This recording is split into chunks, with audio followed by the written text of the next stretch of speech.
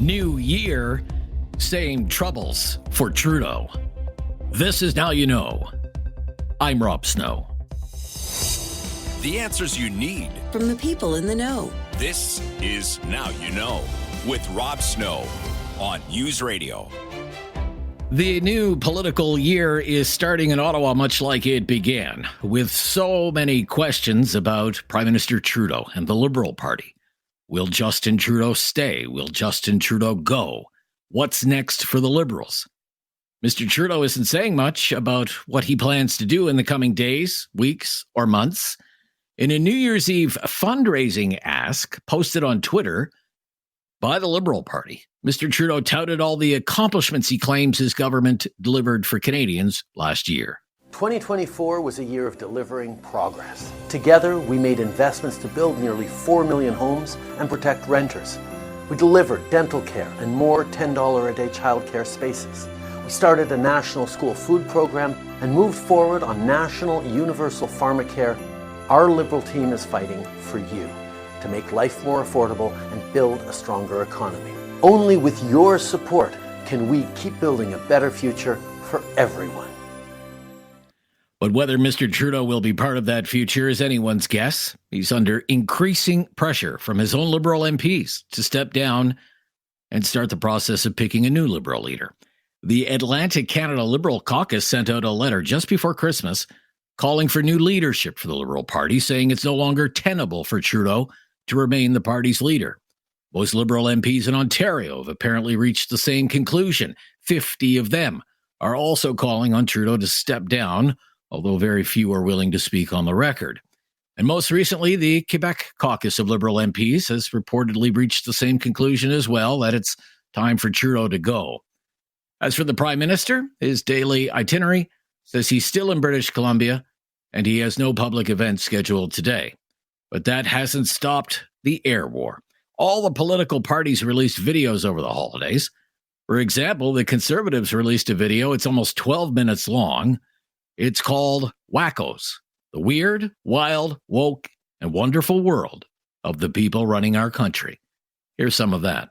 Canadian families are looking really closely at all of their expenses. Let's cut that Disney Plus subscription. And the budget will balance itself. Then there is the vocabulary. Maternal love is the love that's going to change the future of mankind. So we'd like you to look we like to say people kind, not necessarily mankind. Trudeau even reinvented the future of quantum mechanics with his own cerebral thoughts. We have to rethink elements as basic as space and time. In this wacko world, attempting to ban things has become second nature. Here are a few things wackos want to ban: gas-powered cars, plastic straws, and hunting rifles.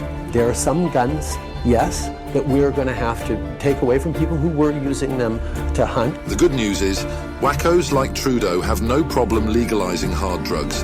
They will even make the taxpayer buy opioids for you. We've also ensured a better supply of artificial opiates. Like I said, it's almost 12 minutes of that.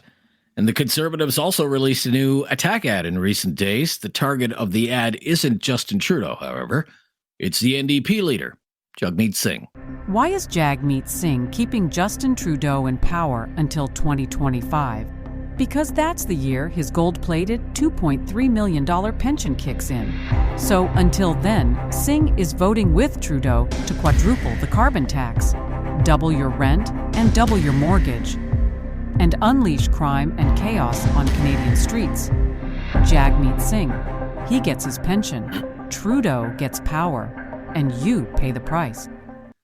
As for the NDP leader, Mr. Singh took to social media as well, posting a video yesterday with a New Year's message for 2025 he calls the People's Time. Happy New Year. This is the time of year where we reflect on the past year and we look forward to the next. And while we face a lot of challenges, I'm optimistic about the future.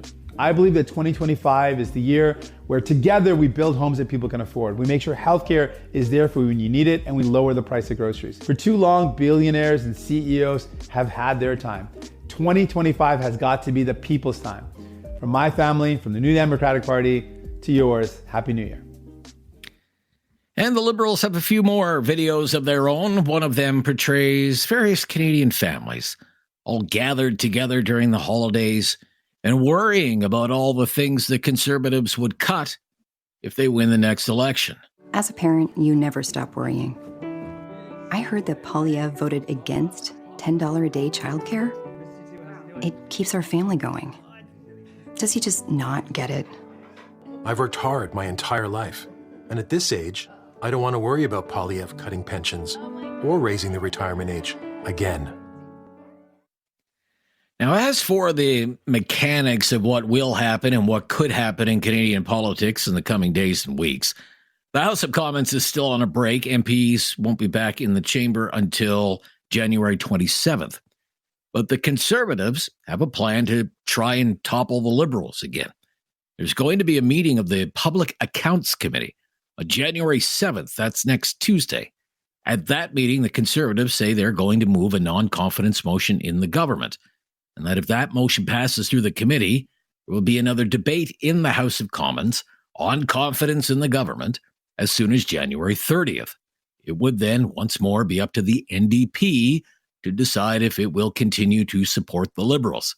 All of that works under the assumption the Prime Minister won't ask the Governor-General to prorogue Parliament and announce his intention to resign, which would trigger a Liberal leadership race. I'm Rob Snow. This is Now You Know. This is News Radio.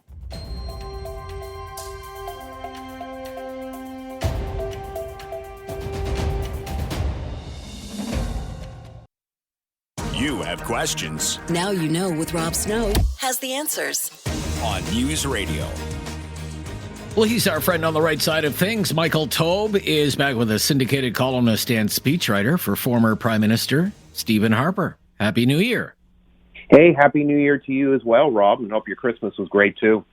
Yes, it was. And same to you. And it's nice to start the new year with a Michael Taube column in the National Post. It's about Donald Trump. It's about Kevin O'Leary. It's about the idea of an economic union or Canada becoming the 51st state with the United States. You don't seem to mind this idea of economic union with the United States. What in your column, I think you're arguing is kind of offside is Kevin O'Leary kind of appointing himself, if you will, chief negotiator with Donald Trump on the matter. What do you think about this? And that's in effect what he's done, whether people agree with it or not. I mean, he is trying to insert himself into the debate because really Kevin O'Leary has lots of forums in the United States, as we know, on places like Fox News, CNBC. He also appears on BNN from time to time in this country, too.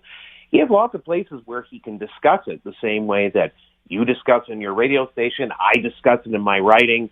That's what talking heads do. That's what political commentators do. That's what columnists do. I mean, that's the world he's really in, as well as obviously the business side and the various business holdings and doings that he does. That's where he could have the most impact. And sure, I mean, obviously people will agree or disagree, but that's, the theory of an economic union where we have, we already obviously have a very strong union with the United States, but he wants to build it and make it even stronger to the point where he wants to have, a common passport, a common currency, or various other things. Those are all things that are worth discussing. Here's the problem, Rob. Kevin O'Leary has nothing to do with that. Kevin O'Leary is not a politician. Kevin O'Leary is not a trade representative in this country. Kevin O'Leary, as a private citizen, can do whatever he wants, but unfortunately the language that he's using, and we can get into a little bit, makes it sound like he's trying to become the chief negotiator on this when no one really asked him to, and quite frankly, he's not really the right person for it. Yeah, and what you really, I think, take exception to in your column today, again in the National Post, is the idea that Canadians are in any way enthralled with this idea of Canada becoming the 51st state of the United States, Michael. Yeah, that's exactly it. Now, look, I mean, obviously there are economic benefits that we could go through if you want, but it's not even really an issue for debate right now. There have been two polls that have come out, Angus Reid and Leger. And both of them have shown, the Angus Reid poll showed only 6% of Canadians that they who responded to the poll were interested in joining the Canada as the 51st state. The Leger poll had about, as I think, I'm just staring at 13%, which, I mean, both numbers are extremely low. But Kevin O'Leary came on Fox News, and I quoted a little piece of it in my column, which I can read out quickly, where he said that, they talked about Donald Trump's, humorous suggestion about Canada becoming the 51st state, which, as people may remember, that all started, or the initial spark was during his November 29th meeting last year at Mar-a-Lago with Prime Minister Justin Trudeau and a couple of senior advisors, including the now finance minister, Dominic LeBlanc. So anyways, I mean, we know how we're linked from. So O'Leary said, yes, maybe it was a joke to start, he said on Fox News. But there's something great here to be done, because if you figured out a way to put these two countries together, it would be the most powerful country on earth. And then he suggested that more than half of Canadians, there's 41 million of them, want to know more. Where? with what numbers and what stats is he coming from? He's basically talking out of a certain orifice of his body, but it's not his mouth, because that's not accurate. It's fine to say that people would like to learn more and that there's a small percentage of Canadians who are curious. That would have been acceptable. But to say more than half when he has no basis of this, plus as well, and I put a point on the column, it's fine to talk about this with Donald Trump. I'm sure Donald Trump will give him an audience. Why not? There's nothing wrong with it one way or the other.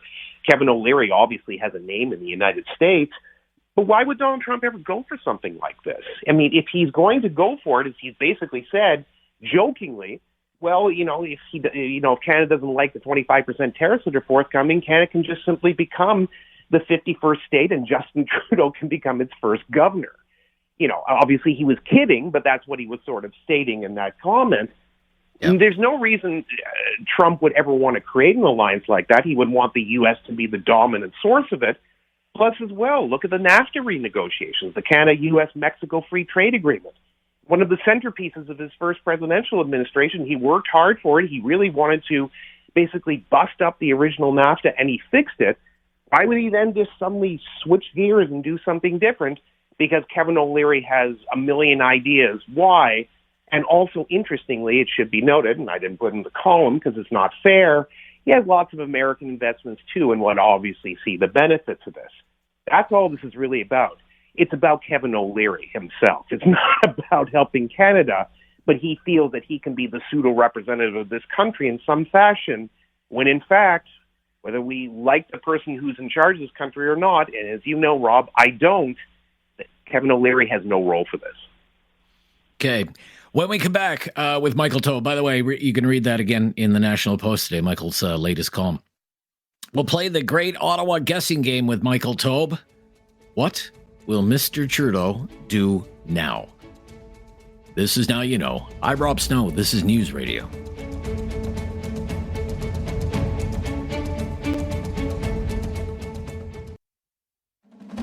No question goes unasked or unanswered. Now You Know with Rob Snow returns on News Radio. Back with Michael Taube, syndicated columnist and speechwriter for former Prime Minister Stephen Harper. What do you think is next for Mr. Trudeau, Michael? He doesn't have a lot of options, that's certainly for sure. As I said to you near the end of last year, and I stand by it, he's going to try to fight for as long as he possibly can to hang on to power. But I don't think it's arguable that the runway is very narrow at this point. The Liberal Party in a recent poll is down to 16% popularity. That is an all-time low for this party in its 134-year history or so. And I'd probably make some Michael Ignatieff somewhere today feel a lot better, because he is longer, he's no longer the worst anymore. I mean, I think that's now fair. I mean, and, obviously they're two very different people, and one never became prime minister, that being Ignatieff. But no, it's a mess. And you also have the three major caucuses that have historically oriented themselves and supported the Liberal Party, Ontario, Quebec, and Atlantic Canada, all of them saying they want him to go now, to resign, to leave. Politico actually also came out stating that more than half the current caucus is opposed to him still being there, which means that obviously there are people from other provinces or other Liberal MPs from other provinces and possibly cabinet ministers who've just had enough. Now, here's the thing, and this is the fair point of it. He doesn't have to pay attention to any of it for a while. He really can ignore it if he feels like it. It's going to be very hard, but if his supporters and his cabinet ministers and others keep trying to deflect, he might hang on for a while, but I don't know how long you can do it. If he tries to prorogue Parliament, and there's a lot of things floating around, obviously most of them are just rumors, one of them being that he would prorogue Parliament, or that the Liberals would prorogue Parliament, and then spend the next 3 to 4 months having a leadership convention where they would pick somebody new. That would be utter madness. I mean, that should have been done last year. There's also discussions, and maybe you've discussed it as well, Rob, that they're just going to simply pick a new leader, that just not have one at all, that not the caucus, interestingly, but the national board will pick one because, as some people discovered in the Liberal Constitution, I admit I didn't know this, the national board picks it. That means a group of roughly, 20-ish, 30-ish people will decide the next leader of this country. That is madness. So there's not a lot of options there. It's going to be very hard for him to continue. Will he try? I mean, based on any interview I've seen or any discussion, I'm sure you would agree, Rob, he's certainly not ready to go. He's giving no indication of it, and none of his strong supporters are either. His chief of staff, Katie Telford, wants him to stay. Dominic LeBlanc wants him to stay right now, but there's no room for him at all at this stage. Yeah, it's pretty incredible. We're going to, obviously, this is like the question in political Ottawa, the future of Mr. Trudeau. It kind of makes you wonder what makes him think that he has some kind of viable path to victory. I mean, 16%, that same poll had the Conservative Party at 45%. I know. So now we're not talking about the Liberals being 20 points behind. And I remember news stories that said, they're looking to narrow the gap by 5 points over the summer. In other words, instead of trailing by 20 points, they wanted to be trailing by 15. Now they're trailing by almost 30. 30. I know. It makes you wonder what is going on, right? Yeah, it's unheard of for any government in this country. I mean, they would actually they'd be hovering around fourth place at this point, depending on how the Bloc Québécois does. And that's disastrous overall for them. Again, it's something that I wrote, and others have alluded to too. I'm certainly not unique this way. Is not only has Justin Trudeau destroyed his own personal political brand, we know that, he's destroyed the Liberal political brand for the time being. And that's far worse in the grand scheme of things. And why is he holding on? Because unfortunately, being delusional, especially for Justin Trudeau, is the only superpower that this man has, quite frankly. Okay. All right. Well, a good start to the year. Thank you so much for being available today. A lot of people are still in holiday mode. It was great to catch up. Thank you. We'll speak next week. My pleasure. Take good care. Yeah, bye-bye. Michael Taube, syndicated columnist, speechwriter for former Prime Minister Stephen Harper, with us every Thursday. You're on News Radio.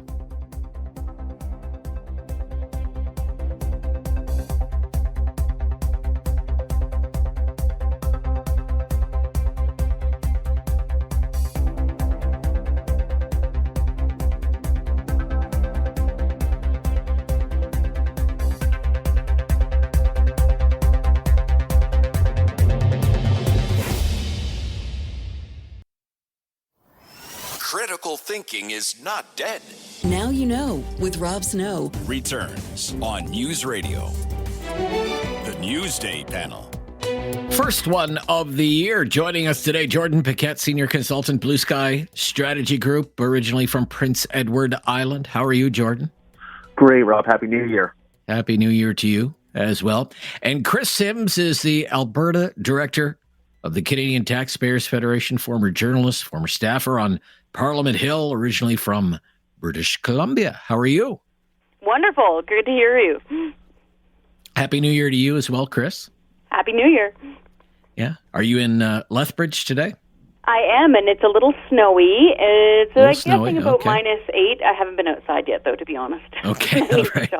Still kind of in holiday mode, but that's okay. All right. Yep. Well, I'm sure you're willing to play the great Ottawa guessing game with us, Chris Sims. What do you think Justin Trudeau will do now? Will he stay? Will he leave? What do you think is on the table for Justin Trudeau? I still think what's going to happen is this. I do think that Singh is going to hold out until the end of February when pensions click into place. And then I think there's going to be a budget, and it's going to be terrible, which will then have an automatic confidence vote because it's a money bill. So I think we're going to have an election, if you do the math, mid-April, probably the second Tuesday of April is what I'm guessing. Now, all of this extra pressure from the caucuses does add to the fanfare, but they don't have a mechanism to take him down within their own caucus. They can pressure and they can scold and shame and beg and plead, but they can't actually kick him out. So we'll have to wait and see there. But I'm still thinking it's going to be an April vote. Okay, April election, Chris Sims. And Trudeau will be the Liberal leader, do you think, Chris, Yep, under that scenario? So. I think he's going to go down with the ship. Down with the ship. Okay, all right, interesting. What do you think, Justin, of all the various scenarios that are out there? What is most likely for Mr. Trudeau? I think you had Justin on your mind.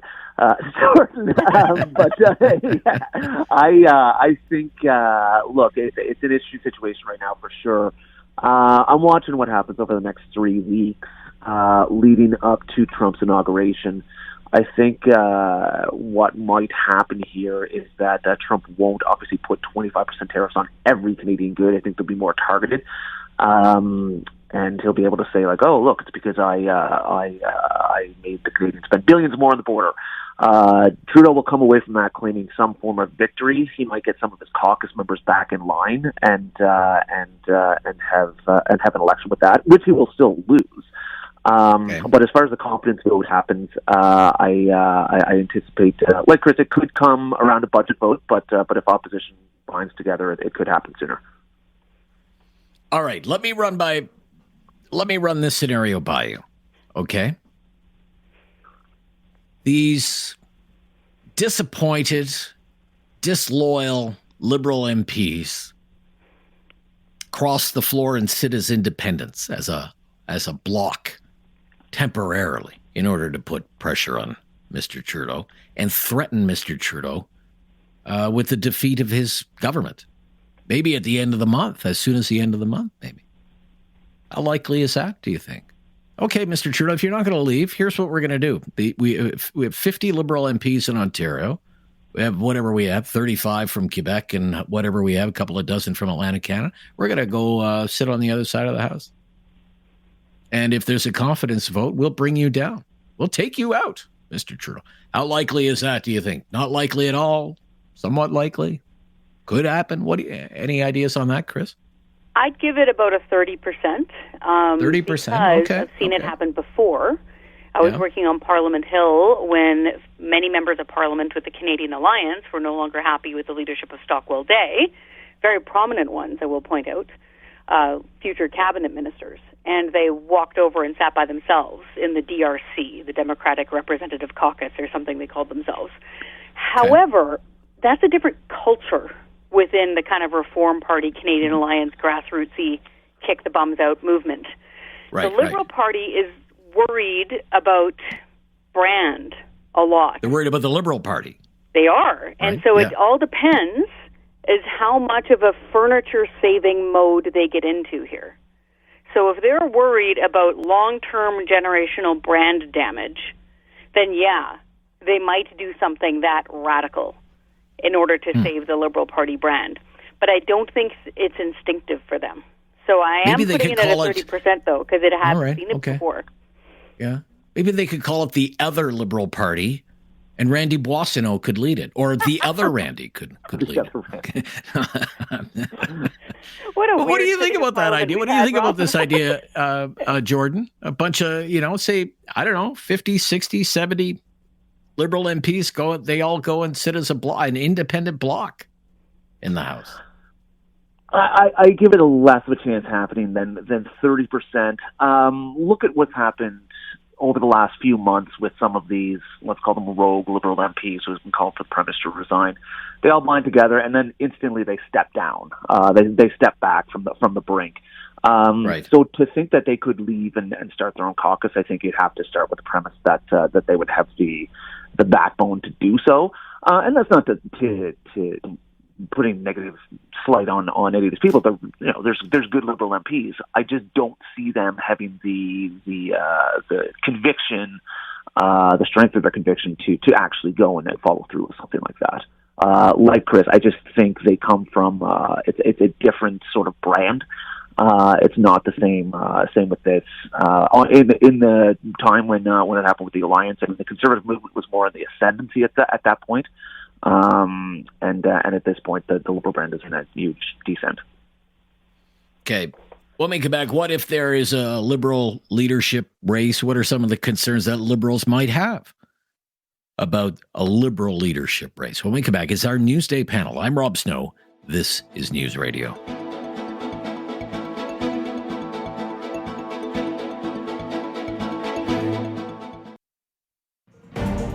Now you know with Rob Snow continues on News Radio.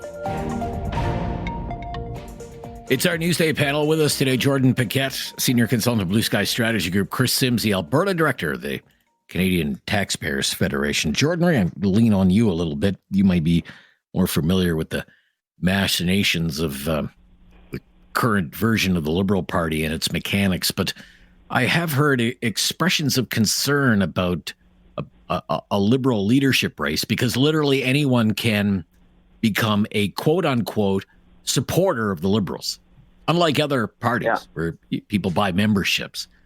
And the suggestion has been made that could open the Liberal Party up to a leadership race that could be hijacked by special interest groups or a single issue, like the situation between Israel and Hamas, for example. How real a threat is that, do you think, in your opinion? Oh, it's very real. It's going to be a complete gong show of a leadership race.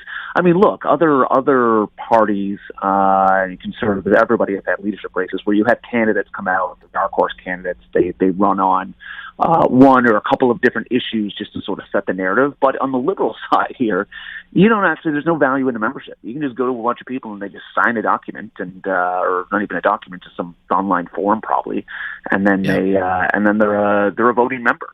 And so there is a very real chance that this will be taken over by single issue things. I think the party will drift even further to the left than they already have, because they're going to be chasing some of these hardcore votes. You'll have people tripping over themselves over the Hamas-Israel conflict to take more of the side of the Palestinian side.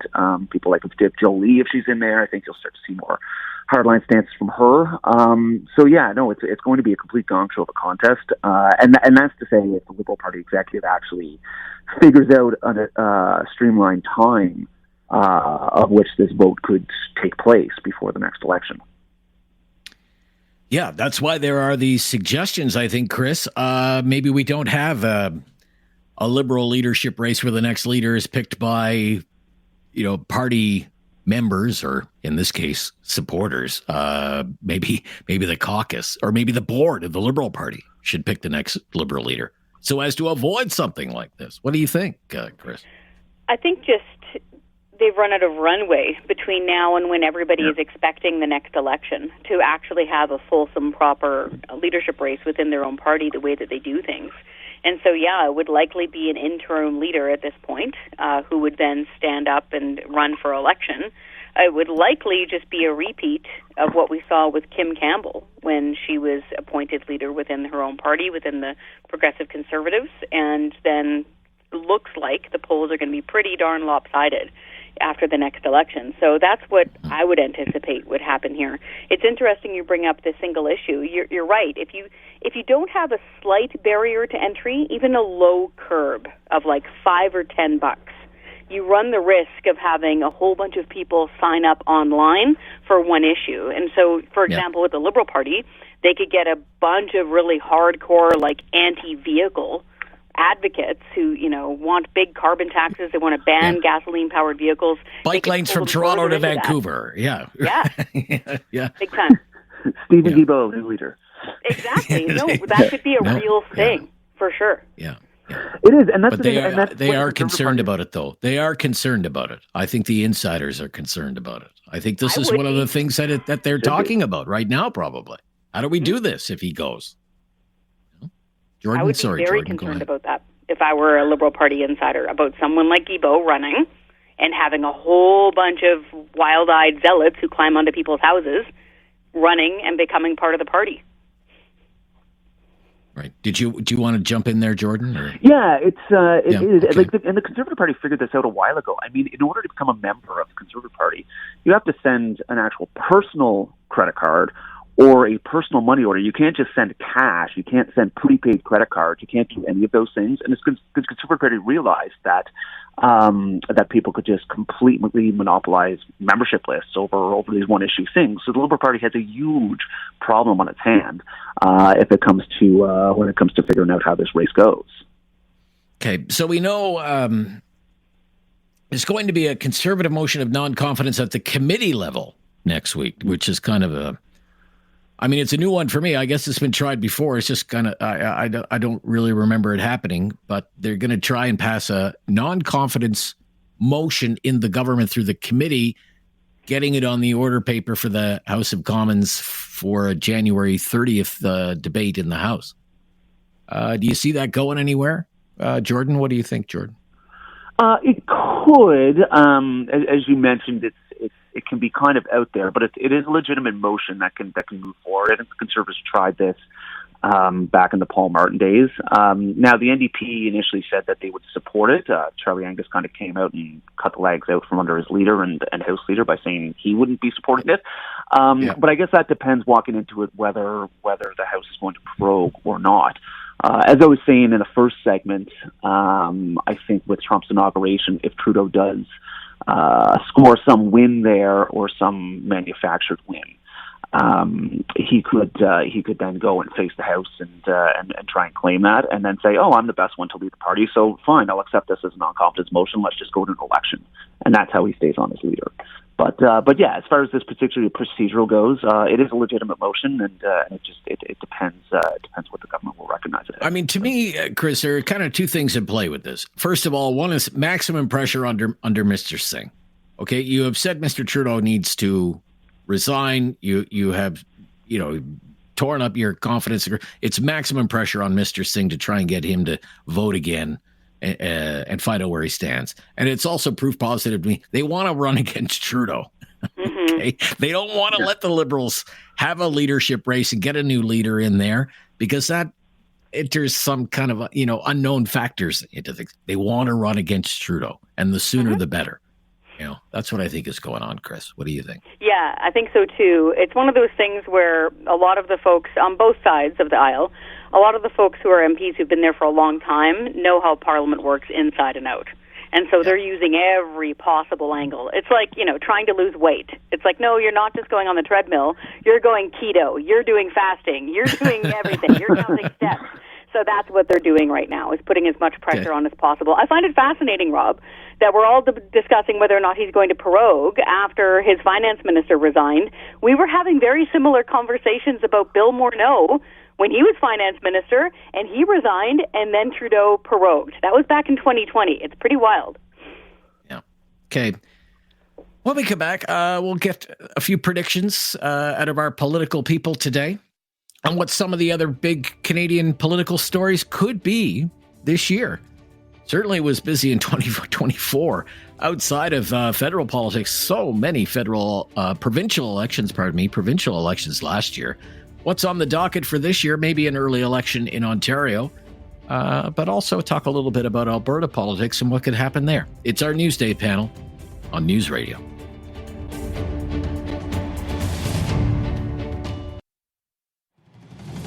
Now you know with Rob Snow continues on News Radio.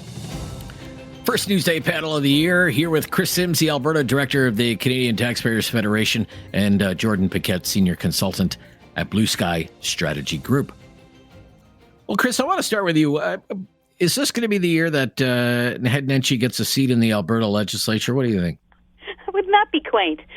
So for folks who don't know, Naheed Nenshi, the former longtime mayor of Calgary, is the leader of the provincial NDP in Alberta, but he doesn't have a seat in the legislature. Now, that's usually okay for a few months, but he even said some silly things like Danielle Smith should get some of her cabinet ministers to resign in the Calgary area so he could run for a seat with the NDP there. Like, totally wacky thing to say. So, yeah, I do think that some of the adults in the room within the NDP are going to get him to run in a safer riding for them, and that he's going to get a seat in the ledge.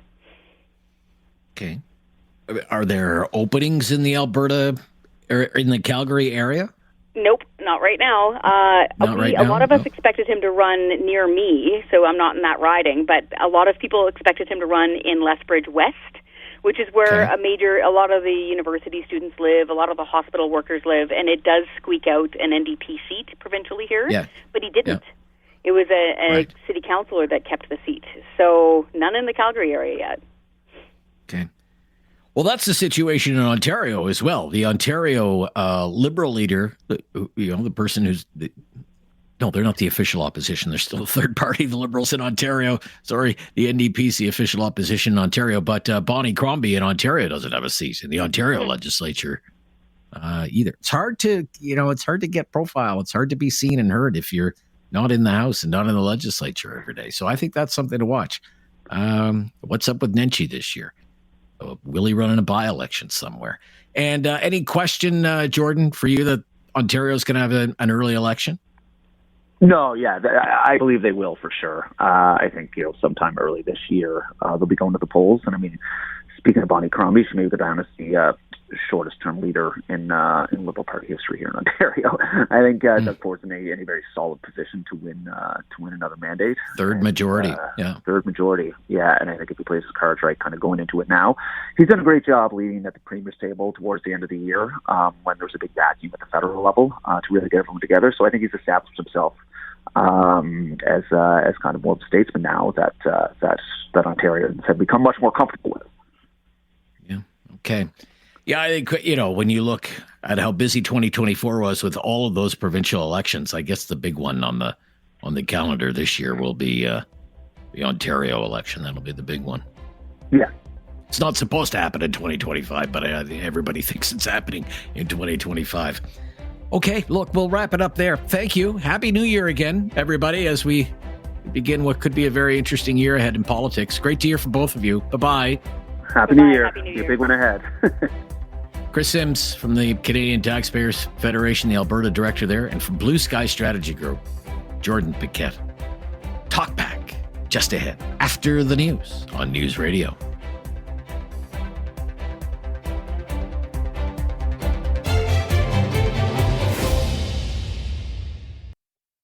It's time to talk back.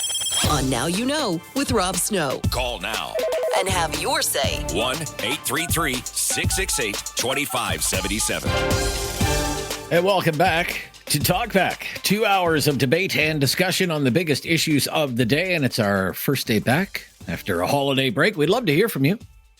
We are going to do open line, open topic for the next 2 days as we ease our way back into the swing of things. So if there's something on your mind, something in the news, an issue you want to raise, you feel free to raise it here. Our call-in line is 1-833-668-2577. 1-833-668-2577. And as usual, we have lots of topics in the mix that we would like to discuss with you today. We're all political junkies around here, in case you haven't noticed. So we love following all the ins and outs of Canadian politics. There's a lot of uncertainty right now about what the future holds for Canadian politics, because we don't know what Justin Trudeau's going to do. And will he stay or will he go? That's really the biggest issue in Canadian politics right now. Is he going to stick it out, try to cling to power, or will he come to the realization that he cannot continue and that his time is up? And if he does that, then what unfolds after that? What comes after that? There are all kinds of scenarios that could play out. So one of the questions that we have for you today is, what do you think Justin Trudeau is going to do? You think he's going to try and hang on?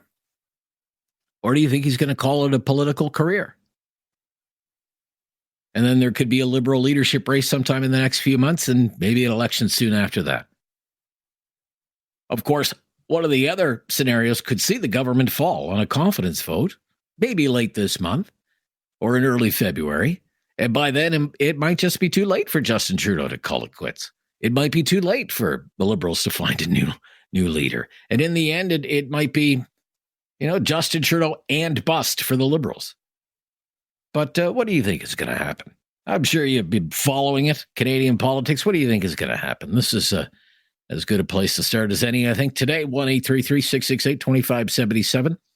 Now, here's something else I want you to think about and comment on. Maybe you have an opinion on this. Okay? CEOs and CEO pay in this country. Do you think the CEOs of big Canadian companies are making too much money? Are they overpaid? Do they make too much money? Should they pay more tax?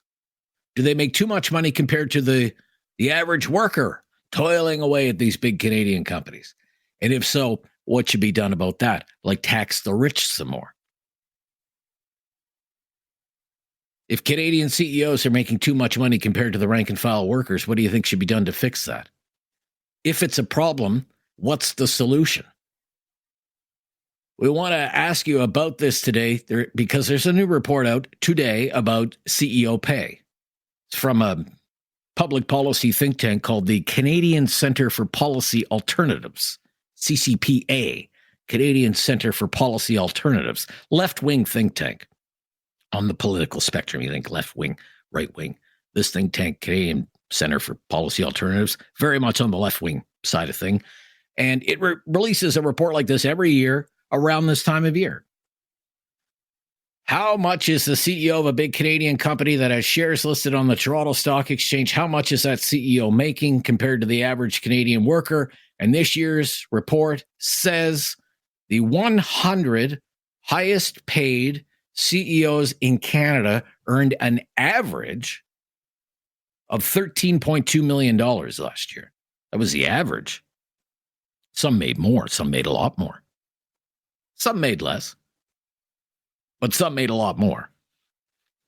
And the estimate is, according to this report, that these CEOs will have made as much money by 10:54 a.m. Eastern Time today as the average Canadian will make all year. By, before the clock strikes 11, these CEOs have made more money than the average worker makes all year. And the average pay package for the highest paid CEOs is 210 times more than what the average Canadian worker is making. Well, I should say was making. It's all 2023 data. But the report says the average CEO pay package for these 100 CEOs, $13.2 million. The average Canadian worker earned $62,661 in 2023. And this report says that's income inequality, and it's getting worse over time. For example, it says in 1998, the CEO made 104 times what the average worker was making, and now look at it, it's 210 times what the average worker is making. And the report makes two big suggestions about how to fix this problem. One of them is a wealth tax on anyone with a wealth of $10 million or more, but you start at $10 million. And if you have accumulated wealth of $10 million, your house, your investments, whatever, $10 million, then you should pay a special wealth tax. And the top marginal tax rate should be 70%. 70%. The highest marginal tax bracket should be 70%. It's give or take 50% right now, depending on where you live. What do you think about that? Give that some thought. In your opinion, is this a problem? Are the CEOs of these big companies making too much money? In your opinion, what would you say? On average, about $132,000 a week. Meantime, the think tank is saying the average Canadian worker is making about $1,200 a week. And they say this should change. The rich aren't paying their fair share, and they're getting better tax treatment than the rest of us enjoy. And the government should be leveling the playing field. Love to know what you think about that. Are Canada's highest paid CEOs overpaid with an average pay package of $13.2 million? And here's another topic, just throwing it out there because it's our first day back at work here for David and I. Andrea's there too. For 2025, lots of people, of course, make New Year's resolutions. And, you know, the popular ones, oh, I'm going to lose weight. Oh, I'm going to get more exercise. I'm going to manage my finances better. I'm going to quit smoking. I'm going to cut down on drinking, whatever it happens to be. Have you ever made a New Year's resolution that you actually kept for a year? For example, if you vowed to exercise, vowed to lose weight, did you stick to it? Did you do it? If you vowed, January 1st, I'm quitting smoking, never going to smoke again, did you manage to do it? Or lose weight or get more exercise? Or manage your money better than you had before? You actually followed through on it? Have you actually kept a New Year's resolution? What was that resolution? How did you stick to it? We'd love to know. We'd love to learn from you. Maybe even celebrate your success. Those are some ideas that we have for you today. But as I said, open line, open topic for today and tomorrow here on Talkback. The number to call, 1-833-668-2577. If you've never called before, just mention that to the call screener. We will make your call a priority. 1-833-668-2577. Join the discussion on Talkback here on News Radio.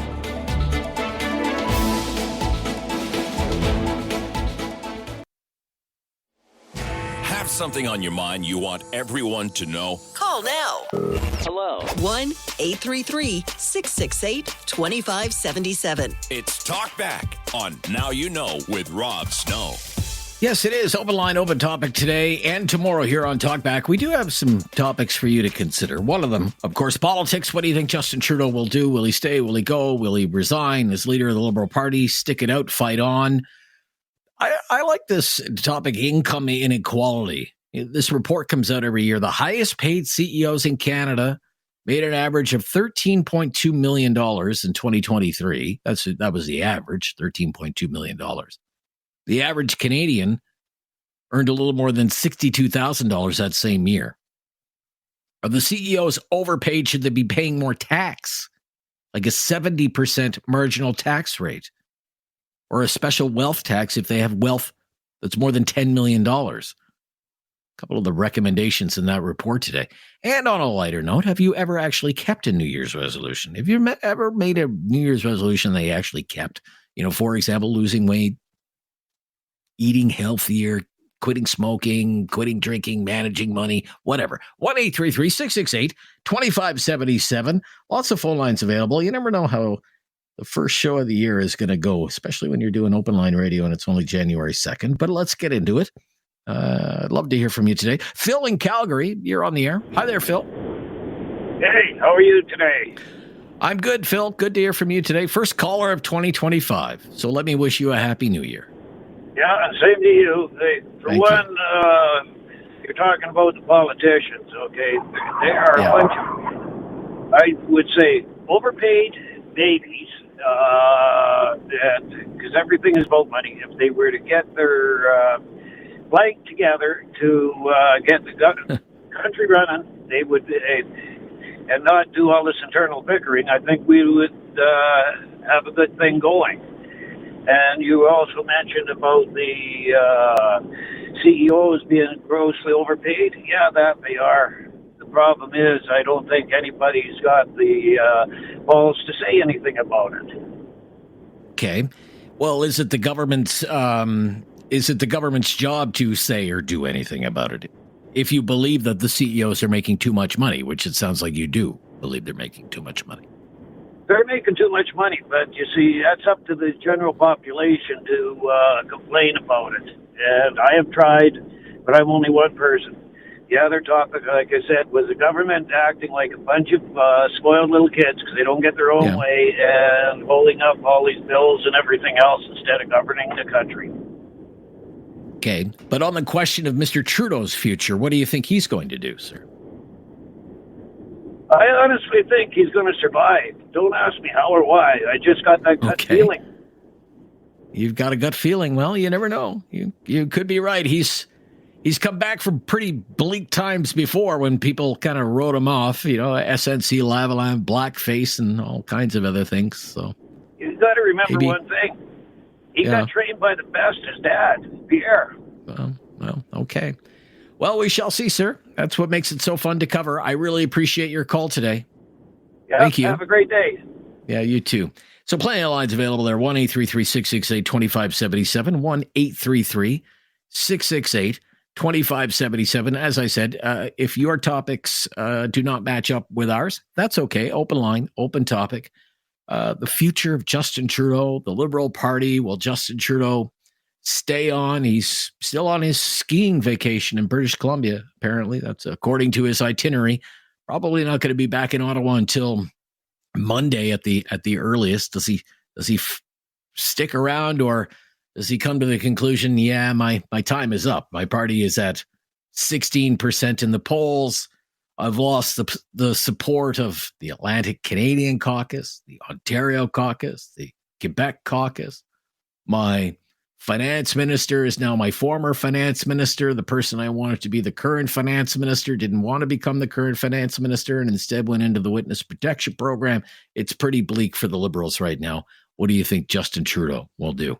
And imagine this. You're the CEO of a big company in Canada, thousands of employees, billions in revenue, and your pay averaged in 2023 about $132,000 a week.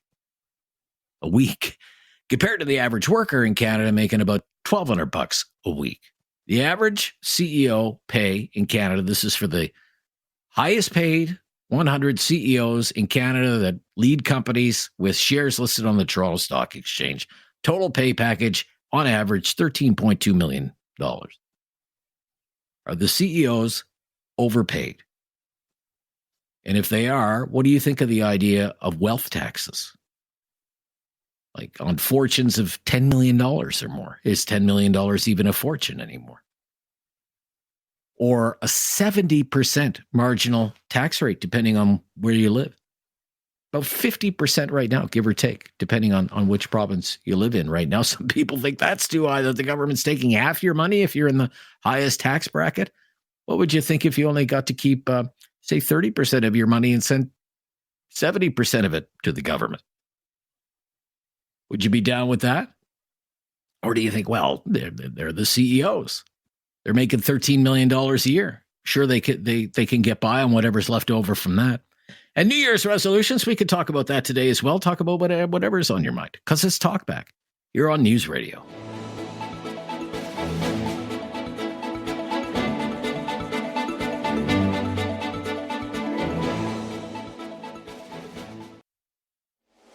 Have something on your mind you want everyone to know? Call now. Hello. 1-833-668-2577. It's Talkback on Now You Know with Rob Snow. Talkback of the year 2025. We are doing open line, open topic today. So if our topics are not your topics, raise a topic. We'll see how it goes. We want to talk about politics because we always love to talk about politics and what you think Justin Trudeau will do. He's on vacation out in British Columbia on the slopes, hitting the slopes. But what's he going to do? Going to stay on? Going to resign? What happens after that? We have this annual report out. Canadian Centre for Policy Alternatives and CEOs in Canada made an average of $13.2 million in 2023.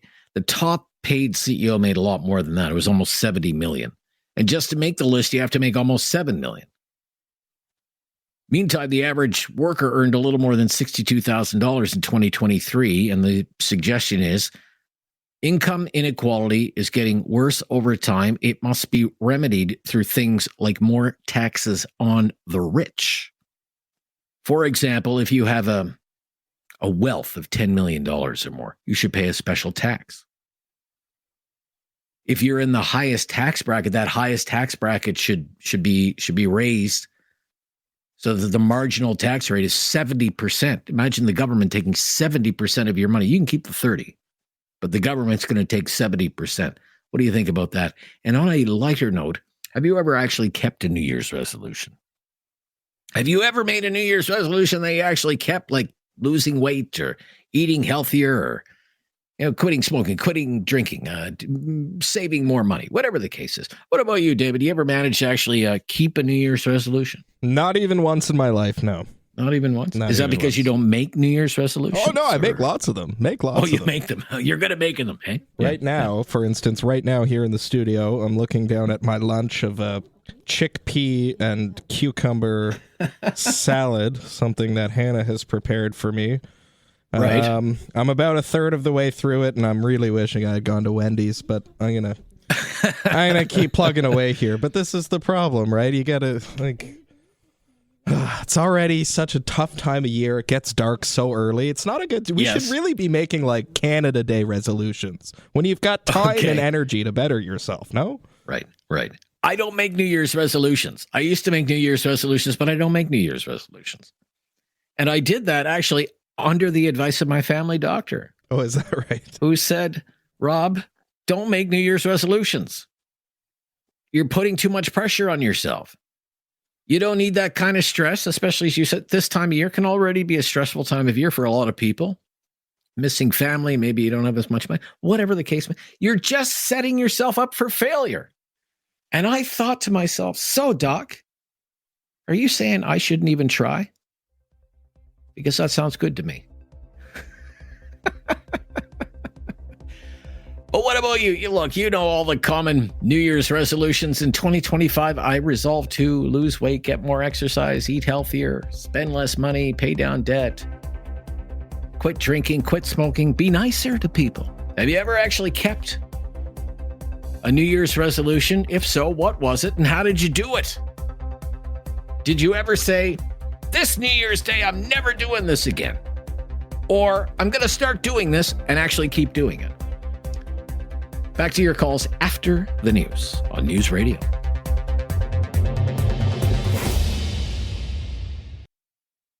Have something on your mind you want everyone to know? Call now. Hello. 1-833-668-2577. It's Talkback on Now You Know with Rob Snow. Open line, open topic on the Talkback. First one of the year for us, 2025. Happy New Year to all of you. We'd love to get the phones ringing. 1-833-668-2025. We can talk about politics. We can talk about money. We can talk about New Year's resolutions. We can talk about whatever you want to talk about. Again, the call in line, 1-833-668-2577. To Red Deer, Mel in Red Deer. Thanks for calling, Mel. You're on the air. Go ahead. What's your opinion? Yeah, Rob, I'm a glass half full guy, so I always say have a happier New Year because it can always be better. Okay, great outlook. Thank you. Anyway, the comments about these CEOs making so much money. Yes. It's ridiculous. There should be maybe a maximum multiple of what the average workers get in the business. I don't know exactly what that should be. If they make 20% more than the average of all the workers if they're doing a real good job. I don't know. I never figured that out, but it's ridiculous what they do get paid. And as far as Trudeau, well, just on that. If you think they're making too much money, and again, the average for 2023, which is the numbers that are in this report, $13.2 million. And this report makes two recommendations. It says you should have a special wealth tax. If somebody has accumulated a personal wealth of $10 million or more, then they should pay a surtax, a wealth tax. And the second one is a marginal tax rate of 70%. What would you think of that? 70%. 70% is ridiculous, That's ridiculous. 50% would be fine for me, but the thing is, these are the top thinkers, I'm hoping, in the businesses. But and I think they do think, people, CEOs that are real experienced, do think better than the average person, or differently anyway. Maybe not better, but differently. So 50% would be fine if they're taxed. They just don't pay them so much right off the bat, you know, and it just blows my mind how much they can make in 1 year when the average worker takes a lifetime to make that same amount. Right. Well, it's the ratio, again, according to this report, is 210 times more than what the average Canadian worker is making. Yeah, that's why I was saying, you know, they wanted to give them, if the average is $62,000 a year for the average worker, so if they gave them $620,000 a year, that seems okay to me. So like 10 times more than, say, what the average worker. Right. That would Instead be of fine, not 250% more. Right. Okay. But, and then as far as Trudeau, he's not going to give it up. He's going to be forced out. I think it's his partially his own party is going to do it, but I think it actually is more coming to a vote of non-confidence. And going for New Year's resolutions. Last year, in January, I guess it started in November, before the New Year started, I was 226 pounds. I got down to 157, and I feel great. How did you do it? Just track of everything that I ate. Okay. The same thing with what I did for money. I was never in debt or anything, but I turned around and I started putting down for a list of everything I ate. And I never tried to keep track of calories, just what I ate. And so I said, I made decisions. Well, I can cut out this, I can cut out that, just small things. And it made a big difference.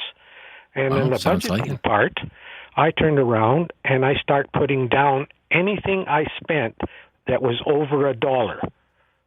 I really went nuts. I wrote down. And then I looked after 3 months. After each month, I looked at the list, what I was spending, and I slowly, after 3 months, I had set a budget. And now I'm retired. And I'm not living comfortably on my pensions, but, I'm doing okay. I don't have a debt, and it's great. The best thing to do is keep track of what you're spending and what you're eating, and come to a balance of some sort. Right. So all told, between the time you started keeping track of what you ate and now, you've lost what, about 60 or 70 pounds, something like that? 226 down to 157. So I never figured out. 75 pounds or something. Yeah, 75 pounds. Wow. You must be feeling great. Well, look, thank you so much for your call today, Mel. Yeah, you have a great day and a great show. Well, you too. And have a great year. Well, that's very nice of you. We'll try to have a happier new year, as you say. 1-833-668-2577, 1-833-668-2577.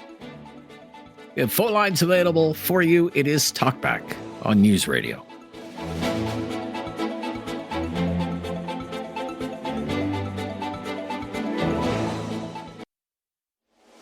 Have something on your mind you want everyone to know? Call now. Hello. 1-833-668-2577. It's Talkback on Now You Know with Rob Snow.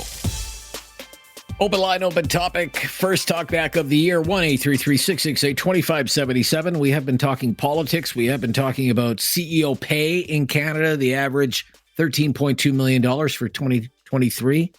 That's for the top 100 highest paid CEOs in the country that run companies that have shares listed on the Toronto Stock Exchange, just so you know the parameters of where that figure comes from. And we've been kicking around New Year's resolutions as well. January 2nd.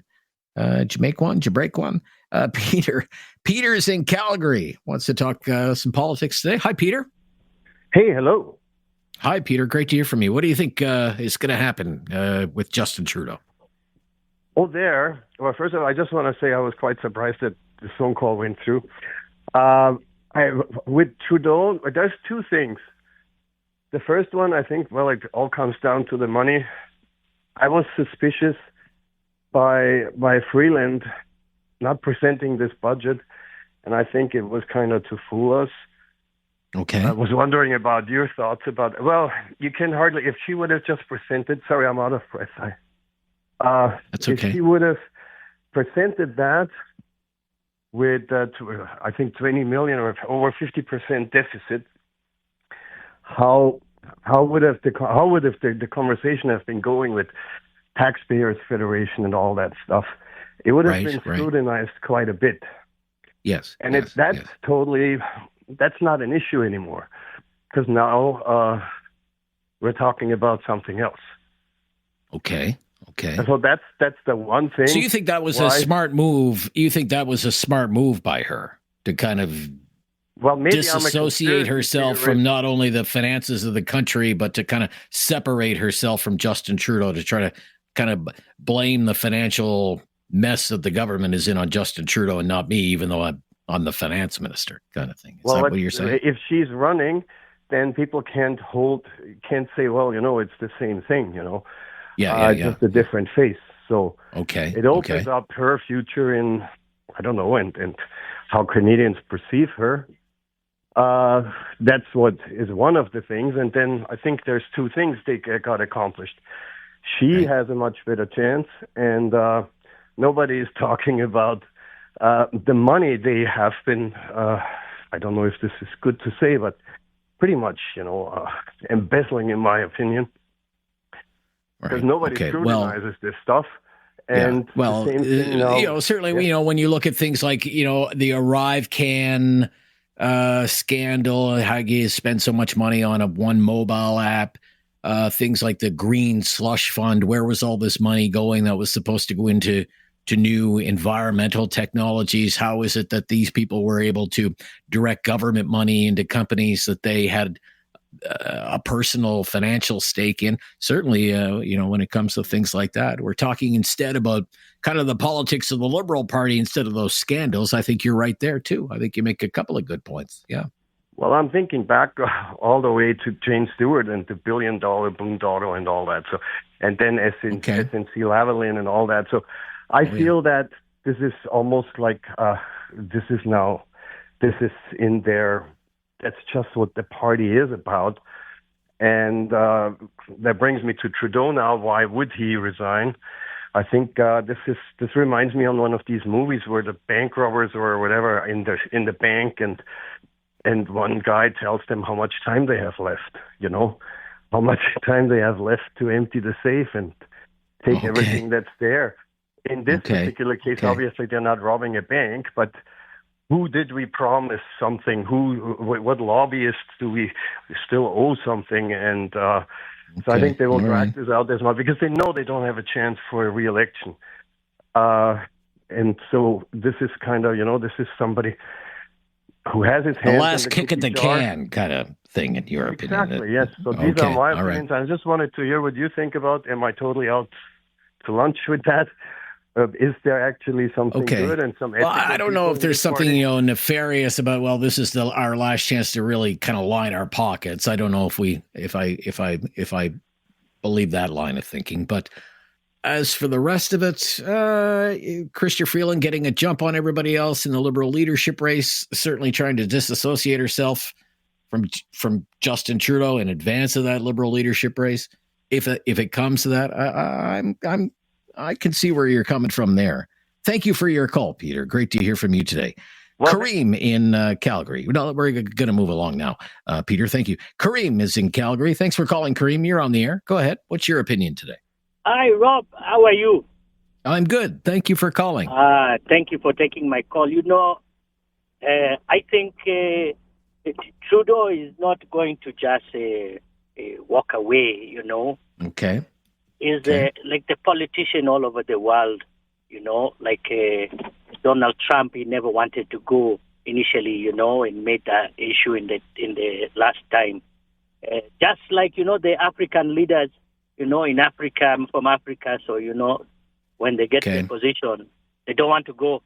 They will fight to do everything. So I think this is where we're going to stand and see what the party does. You've got to drag them out of that private jet and limousine. Is that what you're saying? Yes. Right, You've got okay. to drag him out, and it's all the politician, even, the one who is going to come is going to be the same thing, because it is the policy they make. It's not Trudeau who is taking out all the money and putting here. It's the whole government, They all agree, and they all use the money like that, This is the problem. It's not a one-person thing. So, okay. You also wanted to comment on whether CEOs are making too much money, whether they should pay more taxes. Rich people should pay more taxes. What was your opinion on that? First of all, they should be paying very much more taxes. Really? Because if they're earning 210 times more than the average person like me, where the average person is working 210 times more than the CEO. Yes, the CEO is educated, he's got his work, he knows what to put where, how to put what, but half of the time they are playing golf and having a meeting. And all right. And the guy on the ground is stocking the shelf, for 8 hours. Right. You see? All right. So higher taxes for the rich. Okay. There are cases, for and against that, and we can outline them as we make our way through the day. But we have to go, Kareem. Look, I really thank you for your call. Happy New Year to you, and hope you'll call back. Thank you very much. Anytime, sir. Yep. Thank you. Bye-bye. Kelly in Calgary, you hang on the line. We'll talk a little bit about federal politics, and I'll take your call too. It's first talk back of 2025. Join the discussion, will you? 1-833-668-2577 on News Radio.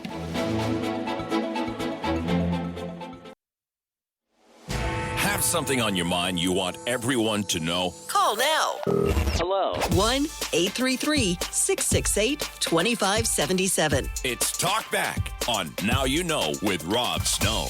Yes, it is great to be back with you with our first talkback of the year at 1-833-668-2577. 3 lines available there if you want to join the discussion. Kelly is on the line from Calgary today. Hi, Kelly.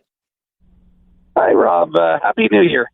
Happy New Year to you too, Kelly. Yes, thanks. So I believe there's there's 3 options, I think, only for Trudeau.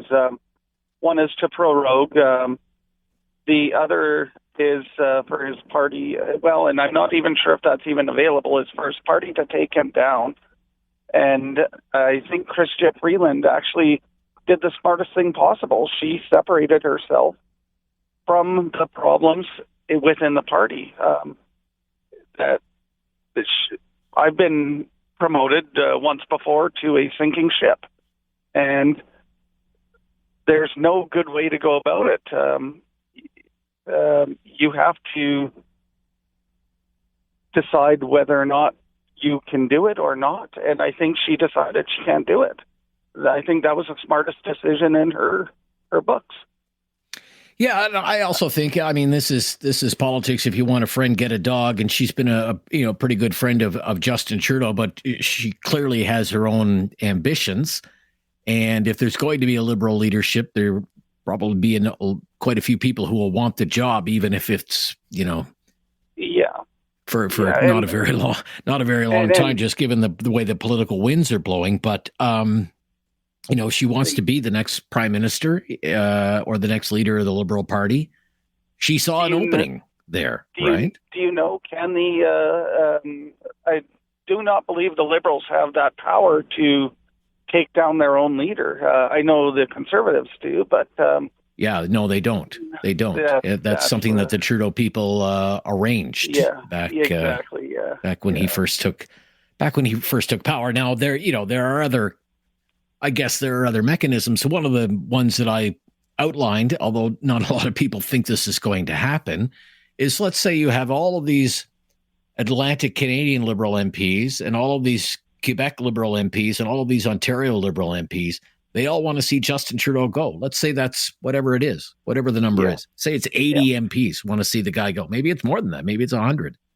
Yeah. What if they went and crossed the floor and sat as independents and said, Mr. Trudeau, we'll come back if you leave. But if you don't leave, we're going to vote to bring down your government. Well, we can always wish of a perfect world. Right, Yeah. right. But that's No, that's you know, scenarios like that have played out before. Yeah. Right. So Yeah. that is one sort of And then there's the scenario of leverage, I would call it, you know. So yeah. Yeah, the third option of the rest of the government bringing them down, but that can be held out by proroguing, which Yes. Yeah, exactly. Yeah. So, and I still think that's probably the more likely scenario right now. Is prorogation. Yeah. Yes, you betcha. But he's we can probably always come to hope the for, conclusion that we can it's always over. hope for option B, which you said, which that would be amazing. Okay. Well, it's going to be an interesting start to the year in politics. February, March, April is going to be filled with political drama. That's for sure. We can talk about it some more, but we'll have to wait until after the news. Hour number 1 of Talkback in the books. Love to hear from you in hour number 2, right after the latest breaking news on News Radio.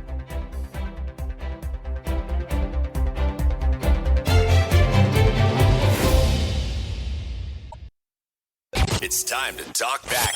On Now You Know with Rob Snow. Call now. And have your say. 1-833-668-2577. Welcome to hour number 2 of Talkback, our first Talkback of 2025. Happy New Year to one and all. Give us a call, 1-833-668-2577.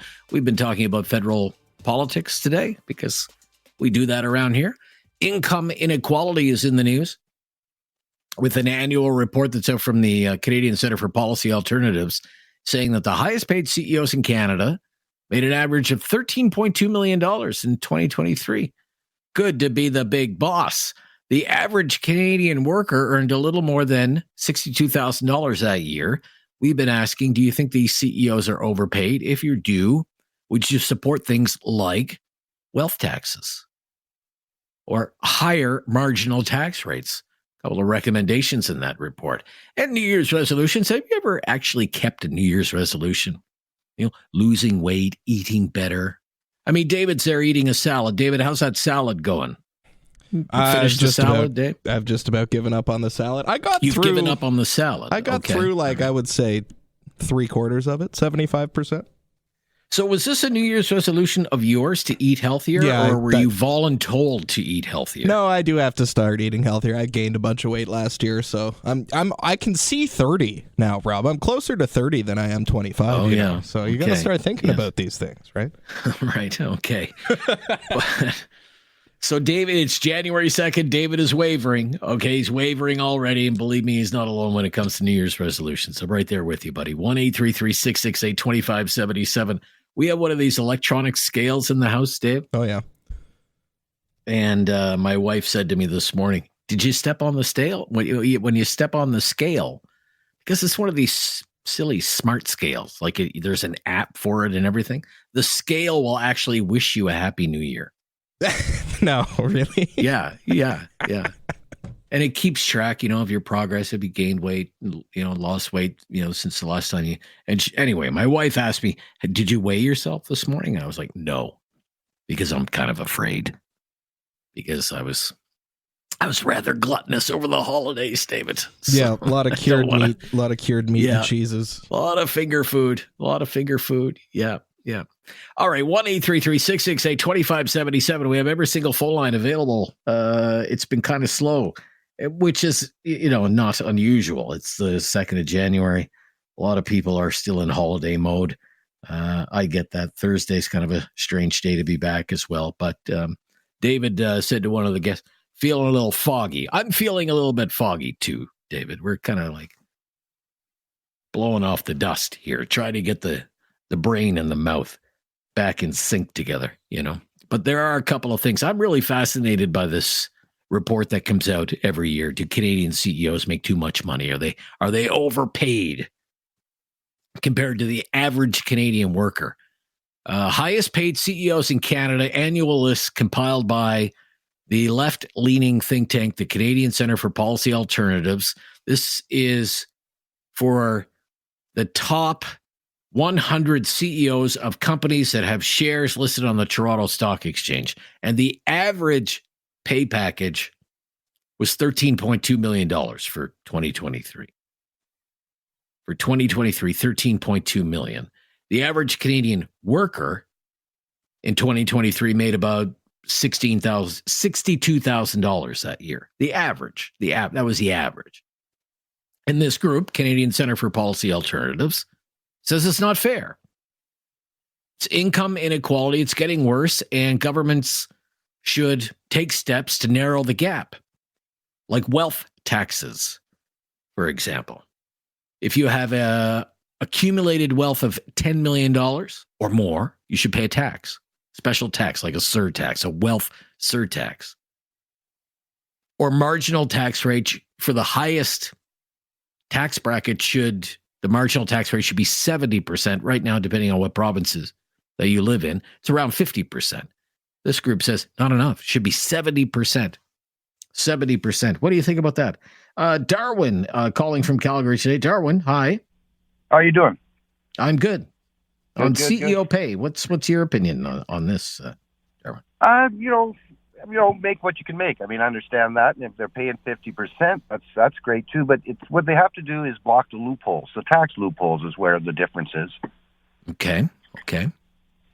I mean, the average sir. person, like say, making $62,000 a year, they don't have the extra income to invest and take advantage of certain tax loopholes as the rich do. They're able to do that, and I think if they got rid of lots of those, then we'd be more. Well, I mean, of course, they'd still be rich. I mean, I'm wide open to anybody making as much as they can as long as they do it legitimately. Okay. But for example, one of the recommendations had long been have to do something about stock-based compensation. A lot of the compensation packages for these CEOs based on stock and what the stock does, and does the stock go up or down? And this, the companies will say, well, that builds an incentive for the business to perform better. The share price will go up, and we'll reward the CEO if the share price goes up. They only get a boost in pay if the share price goes up. If it goes down, they're not going to benefit from that. No, right? I agree with that. But then a lot performance-based. Yeah. Stocks, though, like say if you sell stocks, they're apparently not taxed the same way income is taxed. It's a little easier, gains right? Exemptions and stuff like that. Yeah, there is a different rate for sure. Yeah, for sure.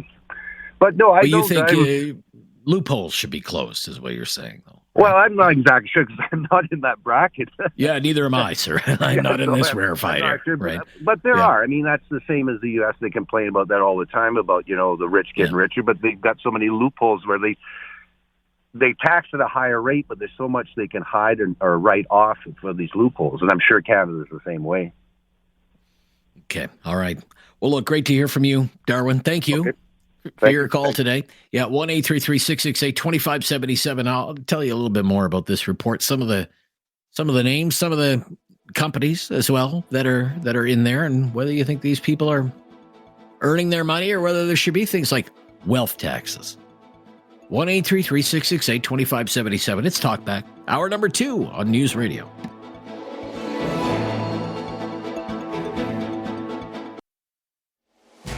Something on your mind you want everyone to know? Call now. Hello. 1-833-668-2577. It's Talkback on Now You Know with Rob Snow. I always love this report from the Canadian Centre for Policy Alternatives. Love to know your thoughts on this. CEO pay. I see Jagmeet Singh, David, is tweeting about this report that comes out every year in the Canadian Centre for Policy Alternatives, noting the CEOs are making $13 million and the workers are making $62,000, and it's not fair. It's not fair. It's out of hand, and it's income inequality, and it's getting worse over time. That is the claim that this group is making, that the ratio between CEO and worker pay has grown wider over time. It's now 210 times what the average worker is making. It used to be 104 times more. Back in 1998. So income inequality is getting worse. The rich are getting richer. And the rest of us are not. And more of us, if you read the news on any given day, are barely getting by. Struggling to make ends meet. one paycheck away from being out on the street. So, for example, the top CEO, top paid CEO on this list is the CEO of a company called GFL Environmental, which is in the waste management business, garbage and recycling. Apparently a good business to be in because this guy, and by the way, it's almost all men on the list. Only 3 women on the list. 100 CEOs, 3 women on the list. But this guy in 2023 made $68 million, David. $68 million. Oh, that's a lot of waste management. Okay, that's okay. 36 million of that was stock-based compensation. Okay, so about half. A little more than half.